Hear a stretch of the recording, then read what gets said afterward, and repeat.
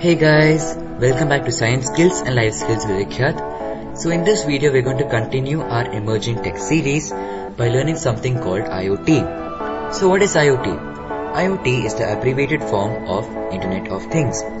So in this video we're going to be learning what is Internet of Things, how it works, where it is used and a lot more. So let us start. So what is Internet of Things?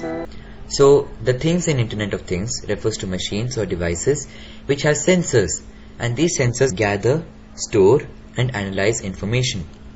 When these devices connect to the internet, they can send this analyzed information through the internet to a centralized data server, and that is the link between IoT and cloud computing. This centralized data server is none other than the cloud. So basically the information gathered by these sensors is sent to the cloud through the internet. This data can then be used for meaningful purposes, which we'll come to in a second. So how does IoT work? These devices or sensors are all connected to a single cloud through the internet. Information is sent from all these sensors to the cloud data server, and this data can be used for many purposes. So what are these purposes? So in this case I have taken 3 examples: the energy industry, the agricultural industry and the disaster warning systems. So in the energy industry, sensors can monitor things such as lighting, temperature, energy use and more.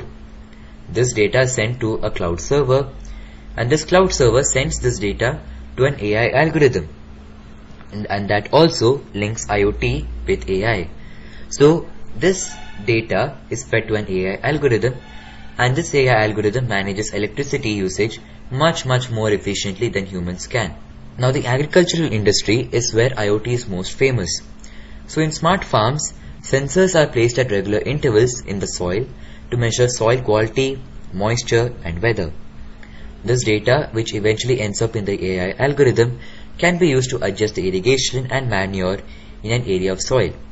For example, if an area of soil is more wet than other areas, then the AI algorithm will adjust.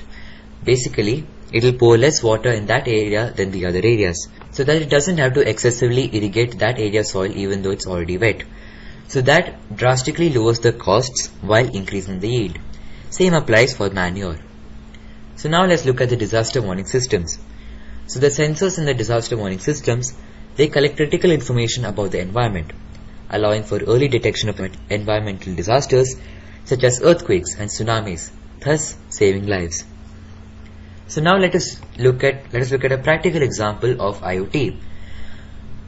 In this case, we are going to be using Microsoft's Microbit. So let us start.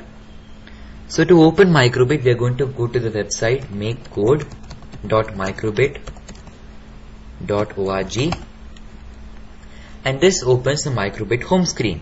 So if you are new to Microbit, you might have to create a new account and log in. But in my case, I've already logged in and I have an account, so it shows me this home screen. So you can go through the tutorials if you want, but in this case, I'm going to create a new project. So I create a new project, and the project name in my case is going to be IoT. So I've created the project. So as you can see, the layout of the Microbit editor is very similar to the code.org editor. So at the left side there is a simulator of the Microbit. To the right of that is the block menu, and to the right side is the coding section. At the top there are options for switching from the blocks code to JavaScript and even to Python. But in this case we are going to stick to the blocks. So there are major differences between Microbit and in code.org. Biggest one of them being that the app lab of studio.code.org is mainly for application and game development, but in Microbit it's majorly used for robotics and IoT. So that's the main difference between Microbit and code.org. So if you are like me and you're more used to application development and game development, Microbit may take a while for you to get used to. But if you already have experience in robotics development, then you're good to go. So let us see how IoT and Microbit are related to each other. So to do that, we're going to be downloading an extension, and to download extensions, we're going to be going to the settings option here, and we're going to be clicking on extensions, and here we scroll down in the list of extensions and we go to the Environment and Science IoT Kit for microbit. So we click on that and we get a list of new blocks under the extension. So let's click on the Octopus block menu here, and here we get a variety of blocks. So LED toggle to on or off, value of noise, value of water level, light intensity, soil moisture, etc.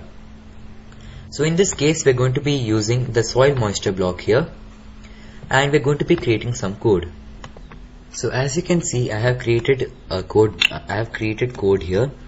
So here's an if condition. If the value of soil moisture is less than 50, then it shows the down arrow icon. However, if the value of soil moisture is above 50, then it shows the up arrow. Let me show it to you. So here at pin 1, we can change the moisture level by dragging up or down the level, as you can see the orange part here. So right now it's 157. In microbit, the 50 here means 5, translates to 500 in the moisture level. So let me show you. At the moisture level of 110, the arrow points down. However, if we increase it to above 500, the arrow points up, and that is going exactly according to our code. So that's a demo of IoT. Of course, we can do much more useful and complicated things using the value of soil moisture, but for demonstration purposes, this is what we're going to stick to. So that's it for today. Thanks for watching. I hope you got a good understanding of IoT. Don't forget to like, share and subscribe. Thank you. Bye.